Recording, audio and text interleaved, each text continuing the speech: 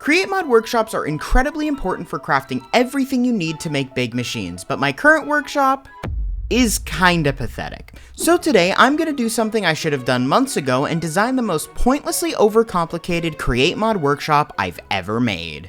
So before I do anything related to that monstrosity down there, there's actually a couple little things that I've been meaning to do for a while that I kind of just want to get out of the way first. The first of these is I would like to finally go ahead and make myself a jetpack. Do I have elytra though? That's the question. I mean, I have the ones on my back, but like, do I have a second pair? Oh no, I do not. Okay. Do any of the shops here sell elytra? I don't think this one does. This is just the warden stuff. Yeah, okay. I still don't think this one has anything in it yet. No, okay. And then I know Zeroshi has a shop over here. Please, for the love of God, sell elytra.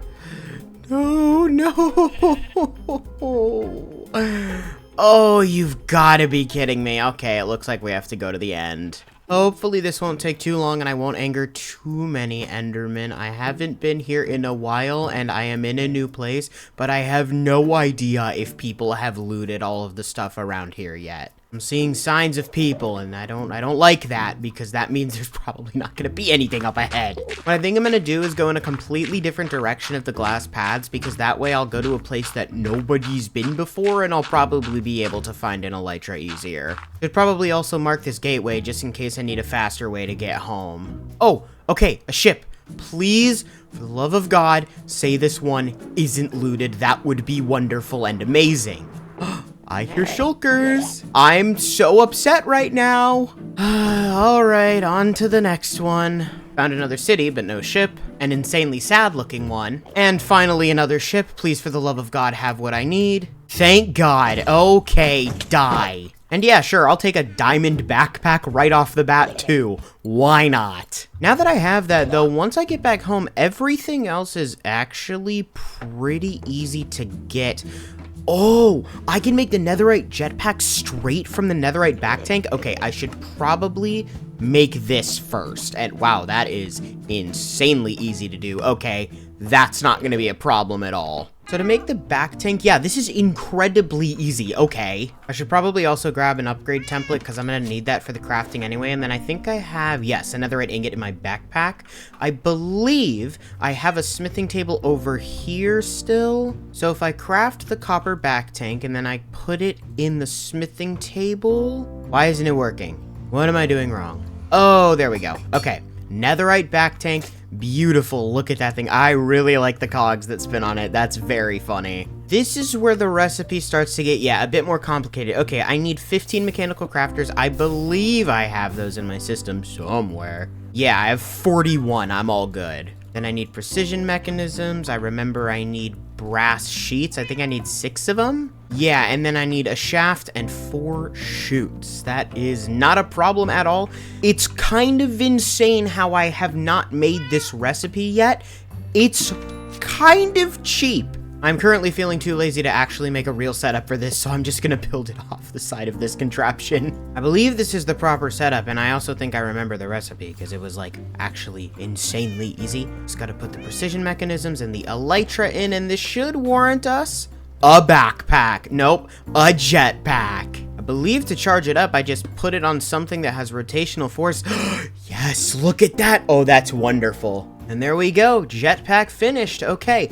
I believe I should just be able to right click and put it on and then I'm flying. This is wonderful. It is actually kind of insane how useful this is. This makes getting up my contraptions so much easier. My God. And this thing lasts for a long time too. If I read it correctly, it's 15 minutes total, which is like more than I'll probably ever need for any single project before reloading it. The other little thing that I wanted to do before moving on to the main thing is if we look here, we have a wrench, handle augment, head augment, and cog augment added by extended wrenches, and these can actually be used to change the color of different parts of the wrenches, and because of how important the create mod wrench is, I'd actually like to customize mine a little bit just to make it a little more me. Do I have any idea how to craft these? No. That's insanely easy. That's for the handle. The head augment, little bit more annoying. What about the cog? Wow, these are so easy to make. Just like the jetpack, no idea why I didn't do this earlier. I believe I can just make the first two right off the bat right here. Yeah, okay, and now I just need to go into the pit to use my god-awful create workshop for hopefully the last time. Oh, that's why I was occasionally hearing a car going. Having fun there, bud? Too bad. I want quiet and peace and quiet. So I just gotta do this first, makes us a little incomplete head wrench augment, and then a press. Perfect. Okay, now I have to decide what I actually want the materials to be. I kind of have an idea in my head, but at the same time, I don't actually know if I have the materials that I want. The two main things I want to use are an amethyst shard, and do I have warped planks? No. Guess we gotta go to the nether now.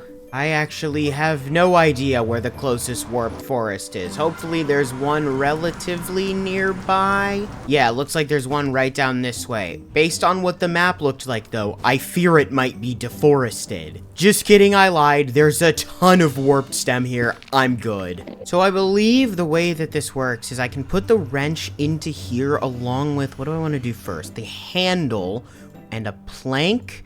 Yes, okay. I really like this add-on. It's so cool for customization. Then the amethyst shard I want to use for the head. And then, ooh, I have an idea. Maybe we make the cog spruce. Is it even actually going to change, though? Wait, hold on. It kind of already looks like it's spruce. What about dark oak? What if we make it really dark? I have a single dark oak plank, so I hope this works. Ooh, ooh, ooh, I'm liking it, I'm liking it. Let's throw it on the ground. Yes, this is beautiful. I really like the customization that this add-on adds. Okay, that is amazing. With those two things out of the way, I'd say it's time to move on to the main chunk of this episode, but in order to do that, we need to hop into a creative mode world.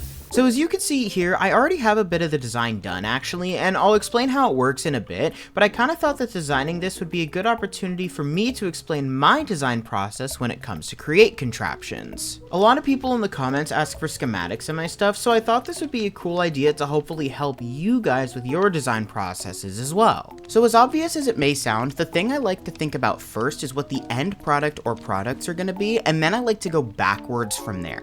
For example, let's take something easy and say I want to automate iron bars. To automate that, I need to get iron nuggets into a basin to be pressed into the bars themselves. So I build out what the basin would look like and then think about the previous step, which is getting the nuggets themselves. Since these are obtained from washing gravel, I need to set up a fan washing system to automatically wash the gravel, as well as sorting out the nuggets and flint to make sure unwanted resources don't make their way into the basin. Like with getting the nuggets, you have to think about what the previous step to getting every required item is going to be all the way back to their simplest forms, now going back to crushing cobblestone to make gravel, and before that making an automatic cobblestone generator. Now I know that the iron bars aren't necessarily the hardest thing to automate, but the idea of just starting at the end and going backwards is a really useful one for any farm, and it's how I've ended up designing basically everything that I've made this season. The next thing that I've come around to doing isn't necessarily a tip, but what I've found really forces me to be creative is to give yourself a limited space to design within. The first factory I built this season didn't follow this, and it's kind of just a jumbled mess, but every other thing I have done has been built within a certain area, and I found this to be an insanely fun challenge, especially when designing farms that automate a ton of stuff. Funnily enough, that isn't really how I went about designing what you're watching me build here, because for this one it was all about figuring out how I wanted one single input to put items into any part of the machine that I needed them to go to, as well as all possible locations outputting into one single space. At this point though, I've basically gotten down what I want the main chunk of the machine to be. I might add some mechanical saw automation right here, but it wouldn't be connected to this big thing. But speaking of the big thing, I should probably explain to you guys how it works. The machine currently has 12 different functions: bulk blasting, smoking, washing, haunting, freezing, sanding, and ending, pressing in a basin, pressing on a depot, mixing, pressing with blaze burners, and mixing with blaze burners. Flicking a lever on this big wall will determine where the items deposited into the main vault will go, along with buttons that will provide the blaze burners with 1 to 2 blaze cakes per press. Once completed, the items will be brought over to this vault, then deposited into this barrel for me to retrieve. Now that that's all explained, it's time for some resource collection. Just kidding, I completely forgot that I need to dig out a hole in the ground for the workshop to go into. I know all of these machines have been going in seemingly weird and random places and in holes in the ground, but I promise it will eventually make sense. With the hole now dug out, I actually already went ahead and put the schematic in its place, as well as got the clipboard for all the materials, but with those things now done, I can actually get to collecting resources. I've said it once and I'll say it again, having so much stuff automated is amazing, because I don't have to go to a million different parts of the world just to get everything for a single machine, and I just have most of it on hand, renewable forever. It's amazing. Now, of course, there are still some things that I needed to go out and get, like I needed a dragon head for this build, which I just don't have, so I had to go to the end, and that was fun. But as you can see in this vault, we have everything that I need for the schematic cannon to do its thing. Like with most of the other big builds, I'm going to do this in the form of a time lapse, so without further ado, let's just jump right on into it.